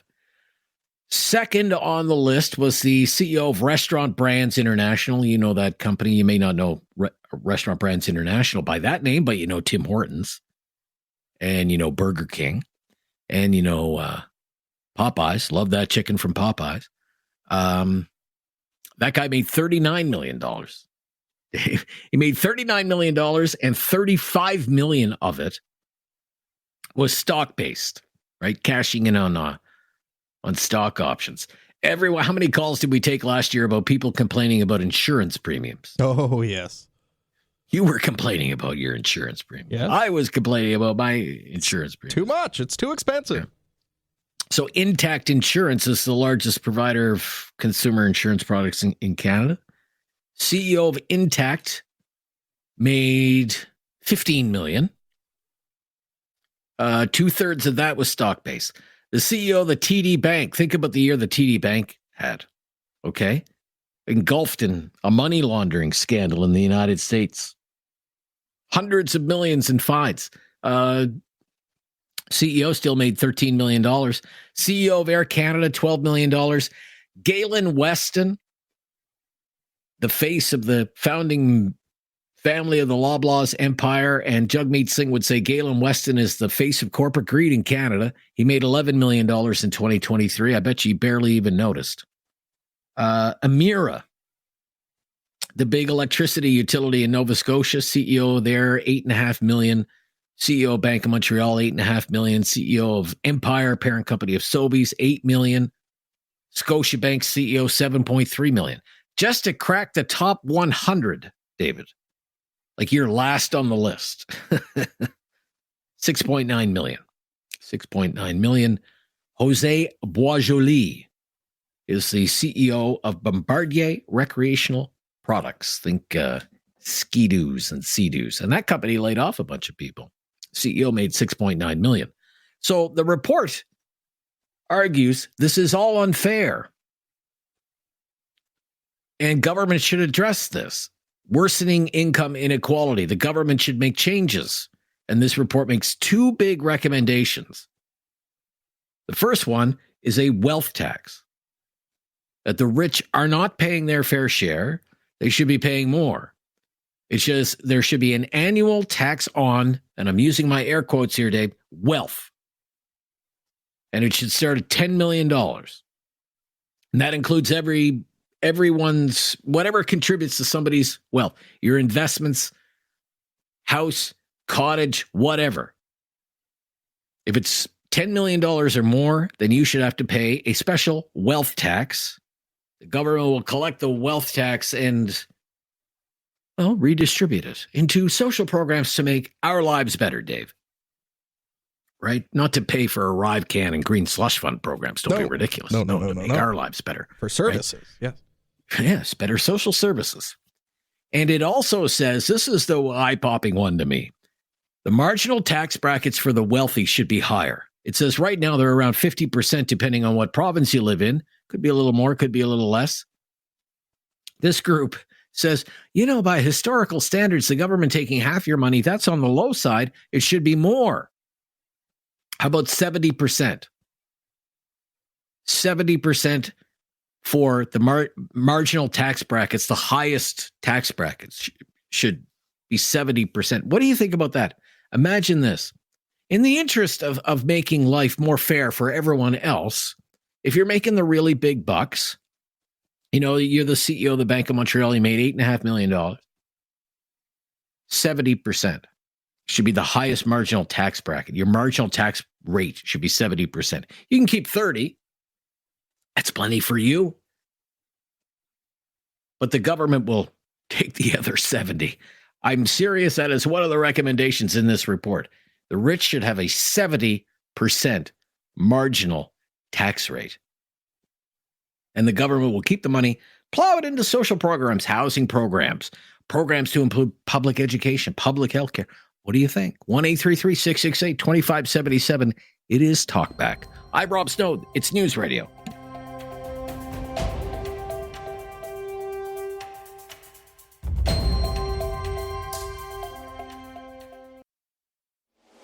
Have something on your mind you want everyone to know? Call now. Hello. 1-833-668-2577. It's Talkback on Now You Know with Rob Snow.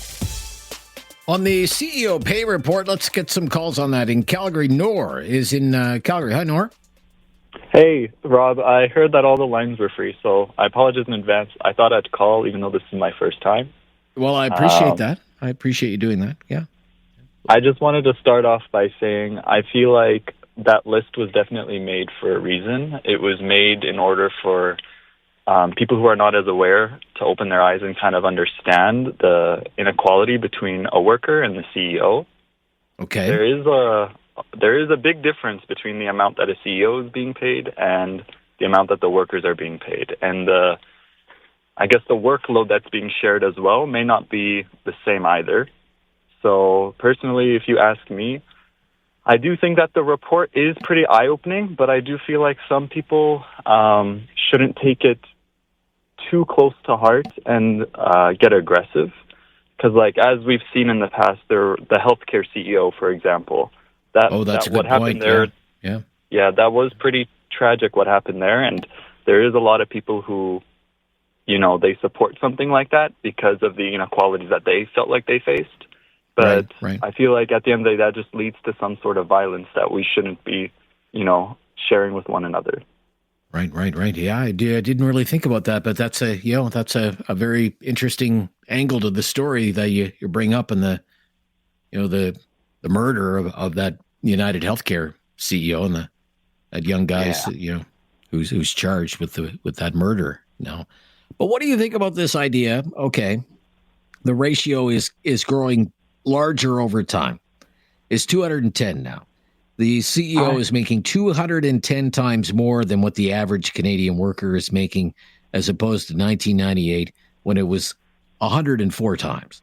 And that in order to narrow this gap, or at least try to improve the lives of the middle class, there should be wealth taxes for these very wealthy people earning these kinds of incomes. Government takes that money, puts it into whatever, investments in housing and healthcare and education, whatever. What do you think of that idea? Honestly, Rob, this might be an emotional take on this, but okay. I do feel like there is more contribution that can be done, but maybe it's something else that's stopping them from doing that, whether it's greed for money or if it stems from their social status, maybe from having that much money or being a CEO. There is definitely something at play which causes a CEO to want that amount of money and not contribute it to society. Because at the end of the day, anyone who makes a contribution to society, they are, helping society and they're being a good Samaritan. But if you are in a position where you could be contributing a lot more and you're deciding to withhold that contribution, then there's a reason for that. And I wish I could step into a CEO's shoe and see what is stopping them from doing such a thing, Because even me, for example, I'm currently in school and I'm also working a part-time job in order to pay off my school so I can help society because I plan on going into nursing. So I've planned my life out in a way that helps. But some people, I guess they don't plan their way out that way, their life out that way. So I do wish I could step into their own foot and kind of understand where they're coming from. That way I could get a better understanding myself too. All right. Okay. I'll present the counter argument coming up after the news and take more of your calls on this topic. Love to hear the other side of it. 1-833-668-2577. 1-833-668-2577. This is Talkback. It's News Radio.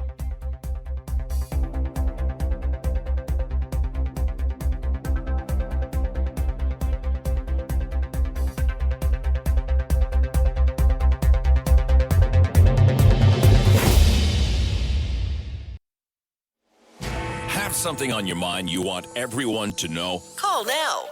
Hello. 1-833-668-2577. It's Talkback on Now You Know with Rob Snow. All right back to the phones in the home stretch of the first Talkback of the year. CEO pay, one of our topics, given the annual report released today from the Canadian Centre for Policy Alternatives on CEO pay. 13.2 million was the average on that for 2023. Timothy wants to weigh in on that. Hi, Timothy. Good. Happy New Year, Rob. Yeah, hi, Timothy. Good to hear from you. What's your opinion? So, well, it's a tough call.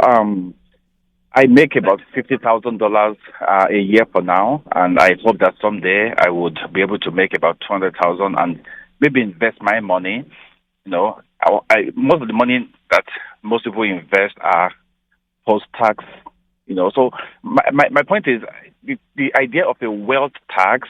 I don't buy into that as much because, and like the previous caller said, you know, the truth is some of these people are generous. We don't know what they give to. We don't know what charities they give to. So we can't be too critical on them. So, you know, I don't buy into the idea. I love what the folks at the Policy Alternative are doing, but I don't buy into the idea of a wealth tax because they already get taxed well, in my opinion. And they work hard. Right. You know, it will siphon productivity and innovation to try to tax everybody. You know, the government, it would be difficult. Why would anybody want to make more if they will have to give more of it away? So, in my opinion, I don't think it's a very good idea to tax. You know, and let's say you achieve your career goals and you're making, you know, in excess of $200,000 a year. You're to the point now where you're in the highest tax bracket. This organization says, well, you should have a marginal tax rate of 70%. I don't like that idea. I bet not. I don't like that idea either. Yeah, 70%. Like, holy cow! Where and you know, you mentioned productivity. Yes. Where could that money be spent more productively? Giving it to the government and having it disappear into this, labyrinth of the government, but not so much or keep it with you, and maybe whatever you advance your career even more. Maybe you start a business, you hire some workers. Who knows? And do some philanthropy work. I know a lot of people who are rich are quite generous. You know, they go to galas and they actually do give. So we don't know everything about their lives. So, no, I want to work hard and I want to invest properly and I want to be able to keep most of my investment, which, by the way, like I said, some of these investments, some of these return on investment are done with post-tax dollars. So I've been taxed on the money I went to invest. So why should I get taxed a second, third time? I don't like that idea. Gotcha. Timothy, thank you for your call today. Good to hear from you today. To Rich, up next on the same topic, I believe. Let's go, Rich. Hi there, Rich. Hello, Rob and David. How are you doing? We're good. We're getting back into the swing of things around here, Yeah, Happy New Year to you guys. You guys are doing a great job, and appreciate it. Yeah, I'm a second-time caller. Okay. On the subject of that you brought up today. CEO pay, yeah. Yeah. I'm a big fan of free enterprise and capitalism myself. Okay. And these guys that have risen to the top, they're obviously very smart, skilled people, and the going rate around the world for people like that is big money, and I think they've earned it. Okay. I mean, let's take... because you've raised a good counter-argument here, and so did the previous caller. CEO of the Royal Bank of Canada, okay, made $16 million in 2023. But he runs, because this organization would say, well, that's not fair because he's making so much more than whatever, the mortgage manager or the teller at the bank or whatever. Right. But this person is in charge of running an organization with 95,000 employees and 17 million customers just in Canada. 17 million customers. It's the largest bank in the country. And, in the end, he made less money than what Vladimir Guerrero made playing first base for the Toronto Blue Jays. Yeah, true enough. But then again, it comes down to skill and knowledge and working really hard to get to where you're going to be, right? And that there are only so many people who can hit a baseball like Vladimir Guerrero Jr. Yeah. Right? And there are only so many people out there with the skill set that is required to run an organization as big, as vast, and influential as the Royal Bank of Canada. Really true. Like, it's a big responsibility, and you really got to know what you're doing, or you're out of there. Yeah. And on Trudeau, you wanted to talk about Trudeau as well? If I could just add one more thing on this, like these people that are making those kind of dollars, you mentioned a lot of the money that they've earned over the year are stock buybacks in their own companies, right? Well, there's stock options, right? They buy the stock. They cashed in on, yeah. So they would have to pay capital gains on those stock options too, right? If this, I guess what I'm trying to say is they pour a lot of money back into the government. Like I've heard that I don't know. Tell me if this is true or not, if you know. But 10% of the people in Canada contribute 90% of the tax dollars that go to the government. Is that in the ballpark? Okay, I used to know that statistic, but I don't know it anymore. I wouldn't hazard a guess offhand. I'd like to look that up, though. I used to know that. I wouldn't be surprised if that's fairly accurate, because think of the money that those people pay in taxes already, and including capital gains, and think of all the people in the country that don't pay any taxes at all for different reasons, So I wouldn't be surprised, like they put in a lot. And there's also a lot of those people that are really philanthropic in their lives that give back a lot to the community in a lot of different ways. So, I don't begrudge at all that they make the kind of money that they do. Okay. All right. Okay.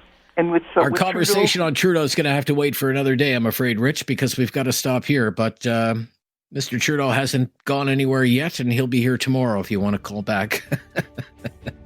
Until then, though, our conversation has to end. 1-833-668-2577. Free line for you if you want it. It's Talkback on News Radio.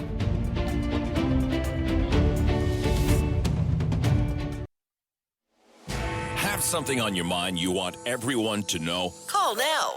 Hello. 1-833-668-2577. It's Talkback on Now You Know with Rob Snow. Len is in Lethbridge, wants to talk about the CEO pay report that's out today. Hi, Len. You're on the air. What's your opinion, Len? Well, just a quick comment. I think a lot of people, when they say, let's increase the marginal tax rate, think that that'll make people pay CEOs less. In fact, probably the opposite will happen. In order for these high-earning people to take the same amount home, if they're going to have a 70% marginal tax raise, they'll actually need a raise. For instance, if the Oilers are going to pay Connor McDavid at this rate and Canadian taxes go up, they're going to have to give him a raise. And that's why, the same player playing for the Montreal Canadiens needs to have a lot higher gross salary than that player playing in Florida in order to take the same amount of money home. Yeah, that is very interesting. So, take the CEO of Loblaws is on this list. The company everybody loves to hate, Loblaws. $22 million in 2023.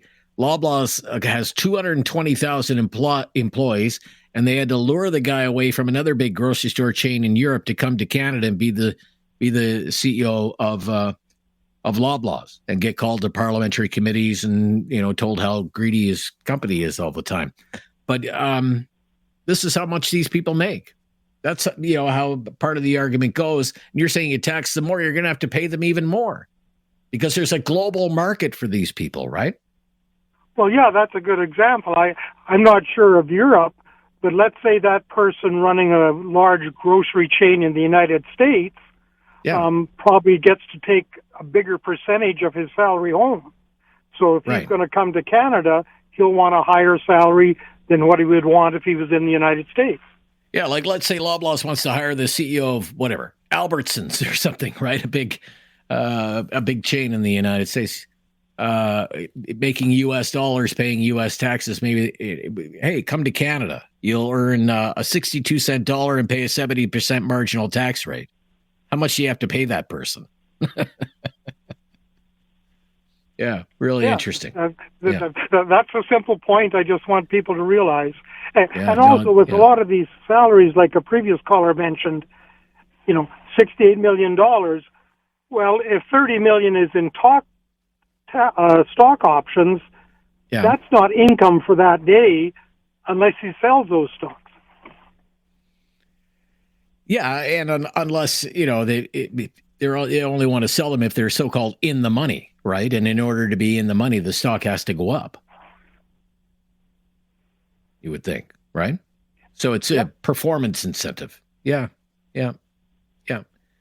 I mean, I think you're making great sense. I mean, there are only so many people, it's been argued, with the skill set to operate a business of this size and scope, just as there are only so many people in the world, maybe one, who can play hockey like Connor McDavid.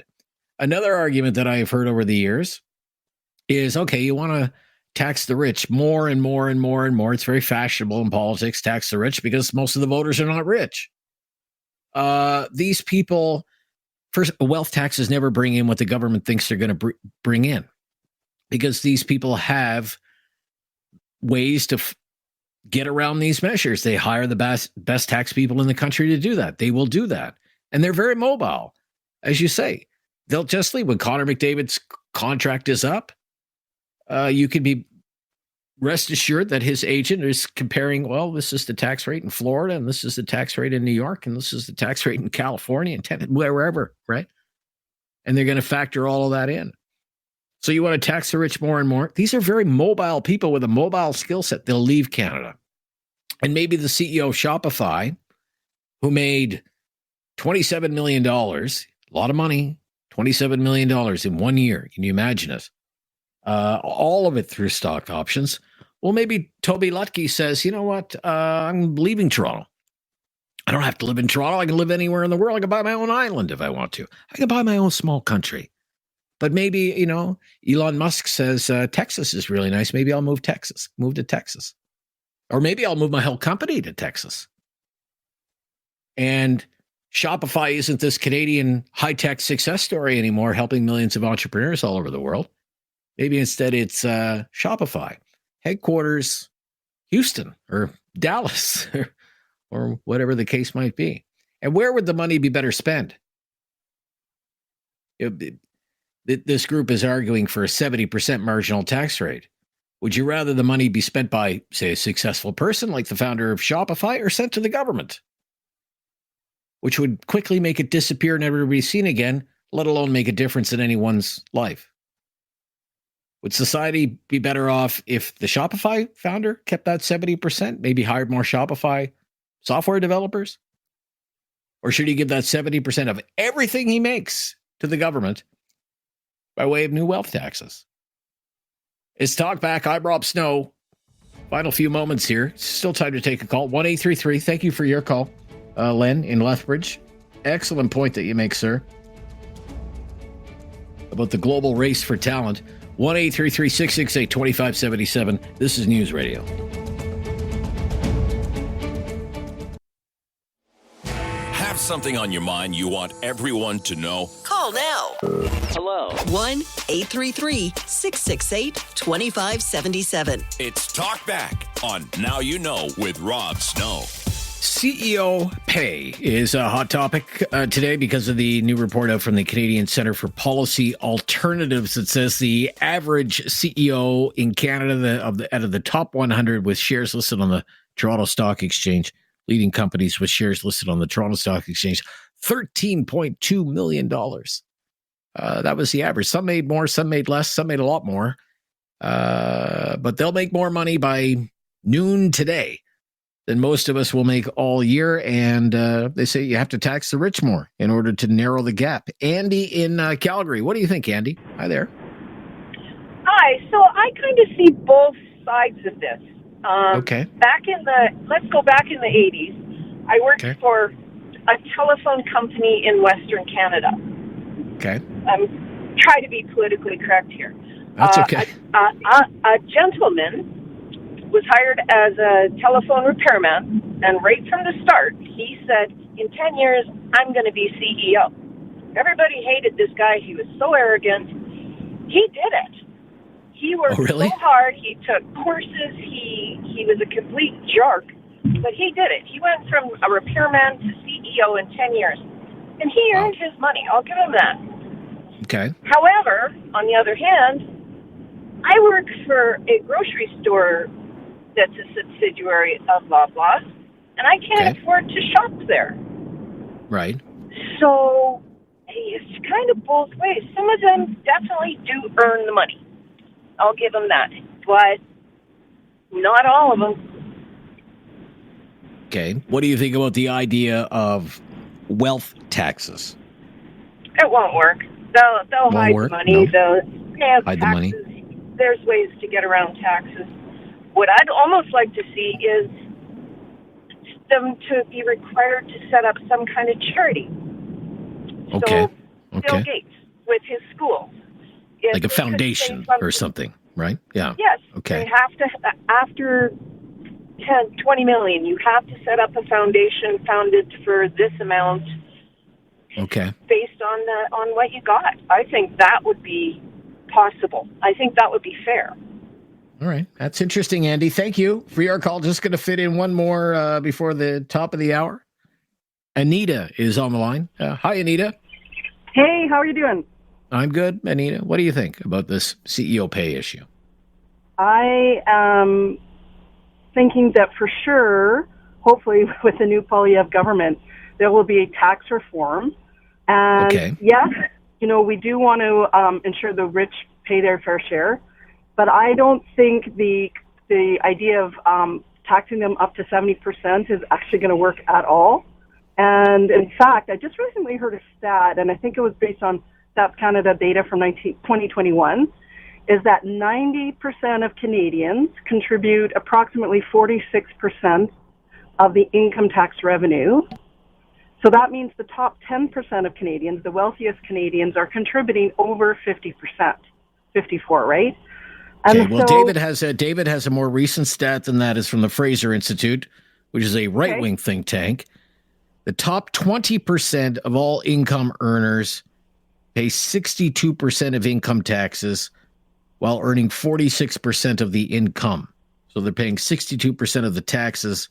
They make 46% of the income. That's the top 20% of Canada. Yeah. So I think the argument is the wealthy people are already paying fair share.